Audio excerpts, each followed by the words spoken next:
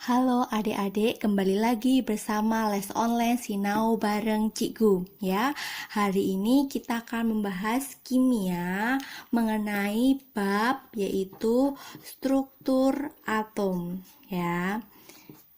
Sebenarnya untuk belajar tentang atom sih kelas waktu SMP tuh sudah pernah bahas-bahas sedikit lah atom, bukan kacang atom ya sebenarnya. Jadi atom itu kalau definisi pas zaman SMP itu kan mungkin teorinya gampangnya itu pokoknya yang paling kecil yang gak bisa dibagi lagi nih. Misalkan kertas itu dicuil-cuil-cuil sampai terkecil itu berarti suatu atom gitu ya. Nah, itu kan zaman SMP ya. Sekarang kita kan udah SMA, jadi kita harus mendetail mengenai bagaimana sih sebenarnya struktur atom itu ya. Kita akan bahas semuanya kali ini. Nah, sebenarnya untuk teori struktur atom ini ya, materi struktur atom kita akan mulai bahas dari teori model atom yang disampaikan oleh para ahli ya. Jadi nggak hanya model pakaian, wah yang cakep-cakep gitu ya. Jadi di sini kita akan belajar tentang teori model atom. Nah, di sini nanti kakak akan menjelaskan ada 5 ya. Ada 5 teori dari model-model atom yang disampaikan oleh para ahli ya. Oke, 5 itu siapa aja? Kita mulai dari teori yang pertama. Itu disampaikan oleh Dalton, John Dalton ya. Tak tulis singkat aja. Intinya disampaikan oleh Dalton. Nah, Dalton itu mengatakan atom itu seperti apa sih? Jadi yang paling pertama itu disampaikan oleh si Pak Daltonnya ini ya. Nah, di sini inti dari model atom si Daltonnya ini adalah ketika suatu atom itu diibaratin kayak bola pejal ya. Bola pejal di sini ya, saya tulisin bola pejal. Nanti tak gambarin biar jelas. Bola pejal yang tidak bermuatan. Ya udah kayak misalkan bola-bola di rumah kalian itu ya, yang kalian punya pejal itu artinya di dalamnya itu ada isinya. Misalkan kayak bola kasti itu kan contoh dari bola pejal ya. Jadi bola pejal yang tidak bermuatan, dan di sini atom itu adalah bagian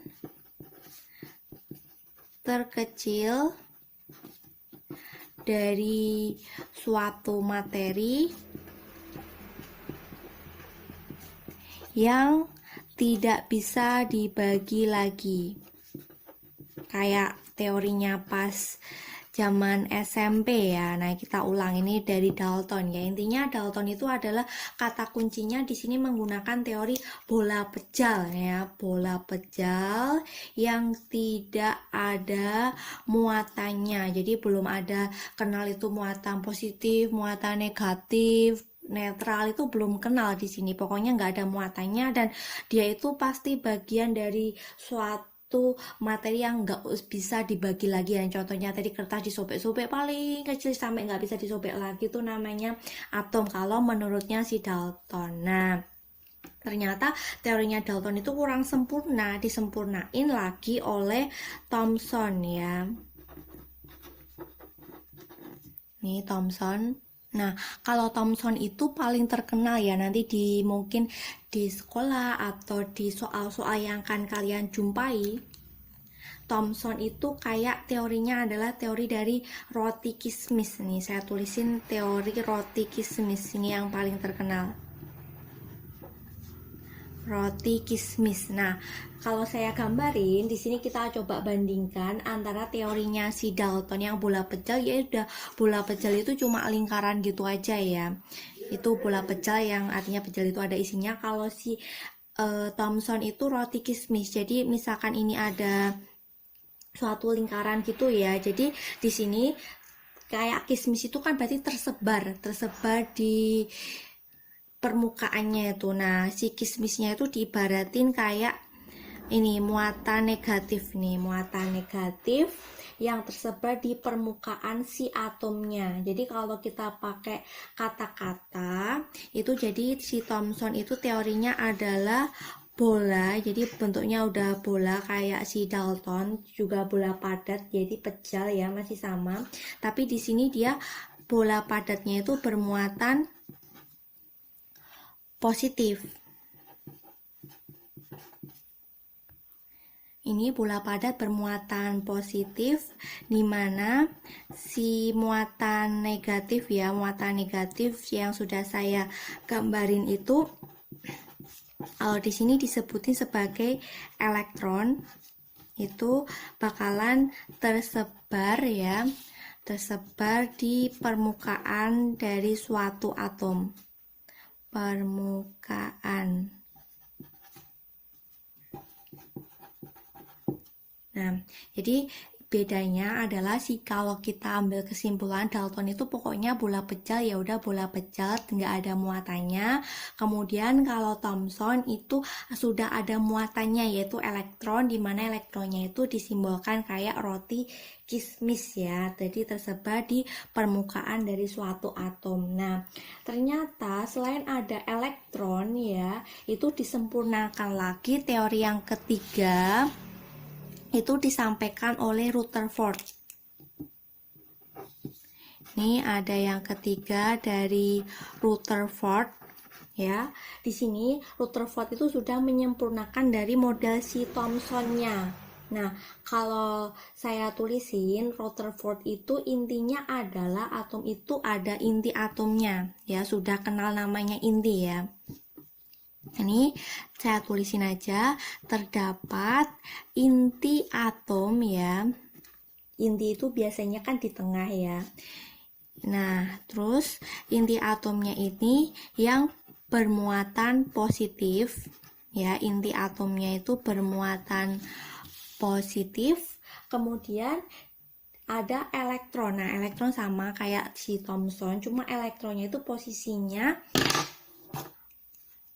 mengelilingi si inti, kayak orbit dari bumi itu ya, kayak pusatnya itu intinya adalah matahari, kemudian yang mengelilingi matahari itu ada bumi, ada bulan, ada planet, banyak itu ya. Jadi elektronnya itu mengelilingi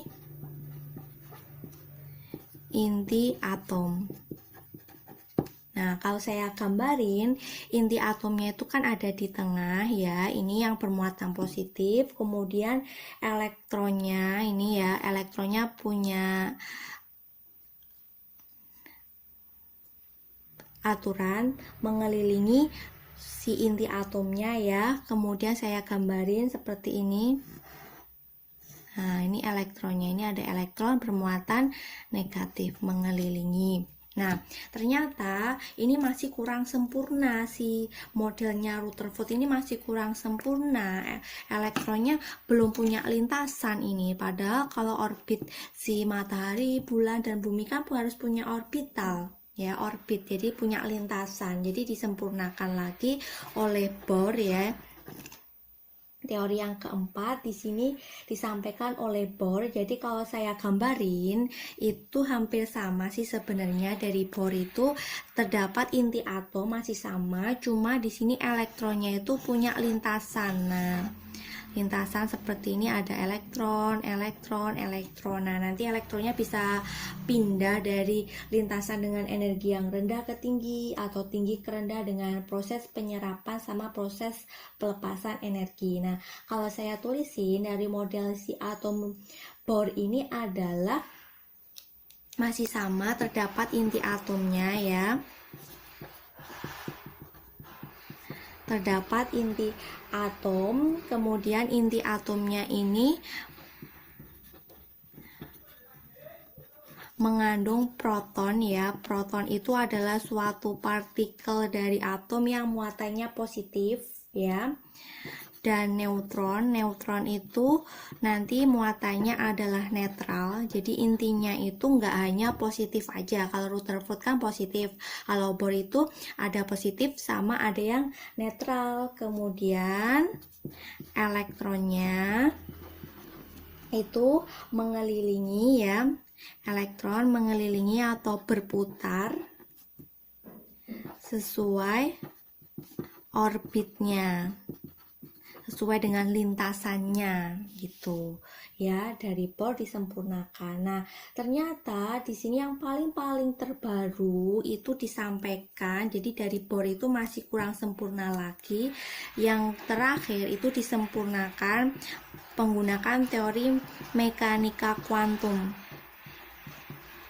Ya, mekanika kuantum di sini intinya adalah kalau atom itu ternyata masih sama sih ya, hampir sama, inti atomnya masih bermuatan positif ya, masih bermuatan positif.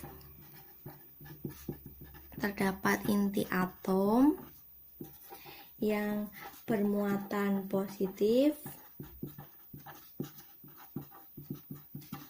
dan ada awan elektron. Jadi elektronnya itu sebenarnya yang paling terbaru itu bukan ada lintasan kayak si Bohr sama si Rutherford mengelilingi inti atom tuh enggak, tapi ada suatu awan elektron. Jadi kumpulan, kalau saya gambarin itu boleh lah ya. Jadi seperti ini ada inti atomnya, kemudian awan elektronnya itu ya udah di sekelilingnya gini. Nah, jadi ada banyak ruang ya untuk menemukan elektron. Nah, nih awan elektron. Jadi elektronnya itu nggak punya lintasan, jadi tetap mengelilingi ini tapi nggak ada lintasan, masih dalam bentuk awan. Jadi kebolehjadian untuk menemukan elektron itu banyak ya peluangnya. Oke, tadi ada 5 teori model atom, mulai dari Dalton, Thomson, Rutherford, Bohr, sampai terakhir mekanika kuantum. Semoga bisa dipahami perbedaannya ya, nanti bisa buat panduan dalam mengerjakan soal-soal dari teori model atom. Nah, selanjutnya di bab struktur atom ini kita akan bahas yang kedua itu mengenai notasi unsur. Nah, ini yang paling penting ya. Jadi kalau kalian awal itu belajar kimia, itu biasanya kalian akan ada perintah buat beli namanya tabel sistem periodik unsur atau tabel SPU, itu di toko buku banyak banget. Nah, nanti kan kalian akan menjumpai misalkan, loh kok ada simbol O, ada simbol H, kemudian ada angka-angkanya banyak banget, itu angka apa toh sebenarnya ya. Nah, kita pelajari di notasi unsur ini. Nah, jadi saya simbolkan aja suatu unsur itu dengan simbol X gitu ya. Nanti X-nya itu bakalan dilengkapi dengan saya tuliskan A sama Z. Biasanya penulisan satunya di atas, satunya di bawah gitu ya. Nah, bedanya apa? Kalau si A ya, yang posisinya itu ada di atas, itu namanya nomor massa. Nah, nomor massa, kemudian yang bawah itu nomor atom. Nah, atas nomor massa, bawah nomor atom. Kalau angkanya berapa aja dari masing-masing atom, misalkan atom oksigen, atom hidrogen, itu nggak usah kalian hafalin, tapi yang penting kalian punya datanya dalam SPU itu. Nanti kalau kalian menjumpai soal, pasti si nomor massa, nomor atomnya bakalan diketahui ya. Oke, dari kedua data ini, nomor massa sama nomor atom, itu kita bisa menentukan partikel subatomik. Jadi partikel yang menyusun suatu atom itu kan kalau di awal kita sudah mengenal istilah proton, kemudian mengenal istilah elektron, sama mengenal istilah neutron. Nah, ketiganya ini kita bisa loh tentuin berapa besarannya. Jadi saya langsung kasih ke contoh soal. Misalkan suatu atom itu saya punya ini atom natrium Na ya simbolnya. Nanti sambil belajar nanti kalian bisa melihat SPU sehari sekali gitulah ya minimal. Na itu namanya apa toh? Ini penting banget dalam belajar kimia ya. NaO natrium, sehari satu unsur itu lama kelamaan bakalan terbiasa ya. Terus kemudian atom oksigen itu simbolnya apa? OA, simbolnya adalah O dan seterusnya. Nah, ini kalau di SPU bakalan dilengkapi data seperti ini. Nah, atas 23, bawah 11. Berarti kesimpulannya di sini ada A ya. A itu adalah nomor massa, berarti nomor massanya sebanyak 23. Kemudian Z itu adalah nomor atomnya sebesar 11. Nah, dari data 23 sama data 11 ini kita bisa, saya kasih catatan di bawah, dalam penentuan proton ya, simbolnya di sini P ya, muatannya itu positif, di awal sudah saya berikan. Kemudian ada nanti elektron, muatannya negatif. Kemudian yang terakhir neutron, itu muatannya netral gitu ya. Nah, proton itu kita bisa menentukan sesuai dengan data si nomor atomnya ya. Kemudian elektron itu juga sama sesuai dengan nomor atomnya, sedangkan neutron itu adalah pengurangan antara nomor massa dengan nomor atom. Ini ya yang harus kalian pelajari, ada 3 ya. Ingat ya, apa tadi? Proton sesuai dengan nomor atom ya, kemudian elektron juga sesuai dengan nomor atom, sama yang terakhir neutron itu pengurangan antara nomor massa dengan nomor atom. Nah, coba kita kerjakan yang atom Na tadi. Di sini berarti protonnya berapa? Protonnya sama dengan nomor atom yaitu 11. Elektronnya berapa? Sesuai dengan nomor atom lagi 11. Neutronnya berapa? Berarti pengurangan 23 dengan 11. 23 kalau dikurangi 11 kan hasilnya 12. Gitu ya. Masih gampang untuk soal penentuan proton, elektron sama neutron. Nah, nanti kalian juga akan menjumpai contoh soal yang begini. Ini zaman SMP sebenarnya sudah pernah ya, kalian mengenal atom itu ada loh ternyata yang bermuatan. Nah, ada istilah muatannya positif sama ada yang istilah muatannya negatif. Jadi saya bagi 2 kubu di sini nanti ya. Contoh soalnya ada yang kation sama ada satunya itu namanya anion ya. Nah, apa itu kation? Jadi kation itu adalah suatu atom yang nanti ada pangkatnya itu dalam keadaan ion positif. Kemudian kalau anion itu adalah ion yang bermuatan negatif. Pangkatnya itu negatif. Negatif berapa? -1, -2 dan seterusnya. Gitu ya. Nah, pengertiannya kation sama anion itu bedanya selain muatan itu apa sih sebenarnya? Jadi, pengertian kation itu adalah suatu atom ya. Sebenarnya awalnya adalah atom kayak gini yang netral kayak gini ya, nggak ada pangkat plus minusnya. Di sini kation dia itu bakalan melepas elektron. Nah, jadi kayak ya udahlah aku punya elektron terus kemudian aku ikhlasin, aku lepas gitu ya. Sedangkan si anion itu dia malah menerima elektron. Ibaratnya ada yang memberikan sedekah, satunya ada yang menerima sedekah gitu ya. Jadi ada imbal baliknya, satunya melepas, satunya menerima. Nah, otomatis dari data ini berarti jumlah elektronnya nanti nggak sesuai dengan nomor atom lagi. Iya, jelas. Saya kasih contoh, misalkan saya punya atom O ya, oksigen. Ini nomor masanya 16, nomor atomnya 8. Ini saya kasih muatan -2 ya. Coba kalian nanti tentuin proton, elektron, neutronnya. Yuk.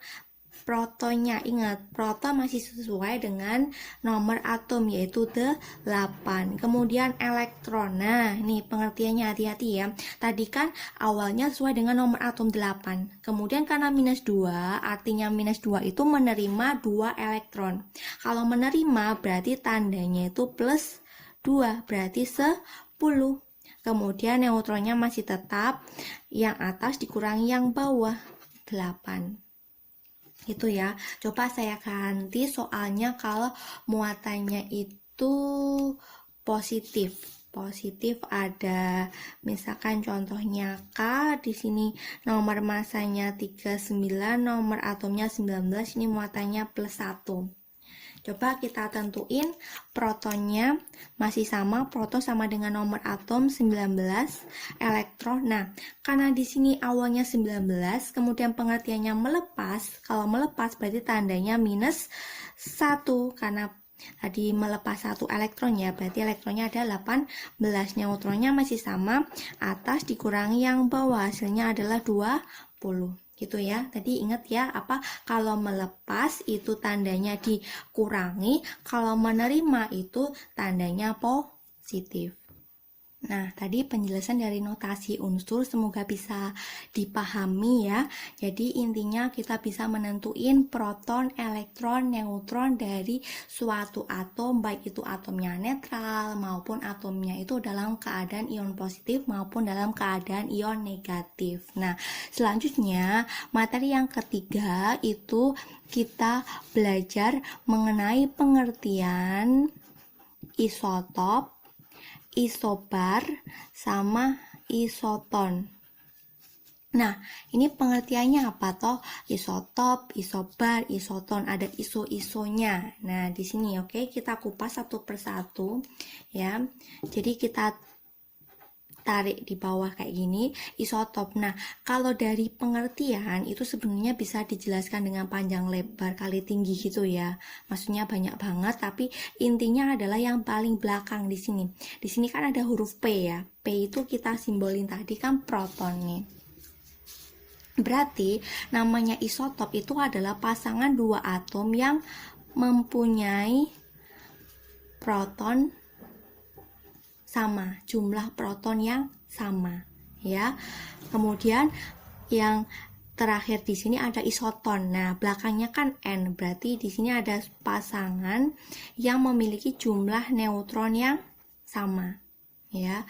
Kemudian yang tengah tadi ada isobar. Nah, isobar ini pengertiannya adalah suatu pasangan yang memiliki jumlah nomor massa yang sama. Nah, ini pengertian dari isotop, isobar, isoton. Kalau nomor massa kan berarti yang atas, kemudian proton itu sesuai dengan nomor atom yang bawah. Kalau neutron tadi kan pengurangan atas dikurangi bawah ya. Oke, coba saya kasih contoh soal di sini. Misal saya punya pasangan, ada atom karbon, di sini ada nomor atomnya, misal di sini ada 8 ya. Ini nomor masanya ada 16. Ini misal ya contohnya. Dan di sini ada atom oksigen, nomor atomnya 8, nomor masanya 20, misal aja ini ya. Nah, di sini kan kita bisa ambil kesimpulan. Oh, di sini atom karbon, nomor atomnya, protonnya sama dengan 8. Kemudian oksigen, nomor atom atau protonnya juga 8. Berarti mereka karbon sama oksigen dengan keadaan seperti ini namanya isotop. Ya, jumlah proton atau jumlah nomor atomnya itu sama. Nah, saya kasih contoh yang lainnya lagi. Misalkan di sini ada, saya ibaratin ada AU, ini nomor masanya misalkan 27. Di sini ada nomor atomnya ada 20, kemudian kita pasangkan dengan AL, nomor masanya 27, nomor atomnya 13. Nah, di sini kita lihat yang atas kan sama-sama 27, nomor masanya sama, berarti mereka pasangan isobar. Oke. Jadi pengertiannya begitu. Kita lihat ada 3 hal ya, proton, elektron, sama neutron. Kalau proton atau nomor atomnya sama namanya isotop. Kalau dia nomor masanya sama namanya isobar. Kalau jumlah neutronnya sama namanya isoton gitu. Nah, selanjutnya untuk di bagian bab struktur atom, kita nggak berhenti di pengertian isotop, isobar, isoton itu enggak. Jadi semua tentang atom itu kita bahas semuanya di sini ya. Selanjutnya, setelah kalian paham pengertian ketiga itu isotop, isobar, isoton, itu kita belajar mengenai penulisan ini paling penting dari materi-materi yang sudah kita pelajari. Ini yang paling penting, poin pentingnya itu di sini ya. Ini adalah konfigurasi elektron, penulisan konfigurasi elektron. Karena apa?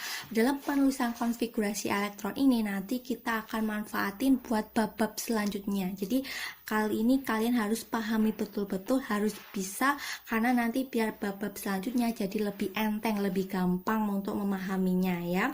Nah, konfigurasi elektron itu apa sih pengertiannya? Konfigurasi elektron itu pengertiannya adalah susunan elektron. Nah, susunan elektronnya itu bisa berdasarkan kulit sama ada berdasarkan subkulit. Ya, kita coba yang berdasarkan kulit dulu karena itu yang paling gampang ya. Kita berdasarkan kulit. Nah, sebenarnya kalau berdasarkan kulit itu kita berangkat dari teorinya si Bohr ya, Pak Bohr ya. Yang ini, jadi pengertiannya kan kalau si Bohr itu kan mengatakan atom itu komponennya ada inti atom ya, yang di tengah itu ada proton sama neutron, kemudian elektronnya itu kan mengelilingi inti dan punya lintasan namanya orbital ya. Nah, jadi lintasannya itu seperti ini saya buat. Yang paling dekat dengan inti itu namanya di teorinya Bohr itu namanya kulit K ya. Kemudian selanjutnya lebih luar lagi namanya kulit L, lebih luar lagi namanya kulit M, lebih luar lagi namanya kulit N, dan seterusnya ya. Jadi K itu kulit pertama, L kulit kedua, M itu kulit ketiga, N itu kulit keempat ya. Yang paling dekat dengan inti nanti energinya yang paling kecil ya. Oke, nah dari sini ada masing-masing kapasitas maksimumnya ya.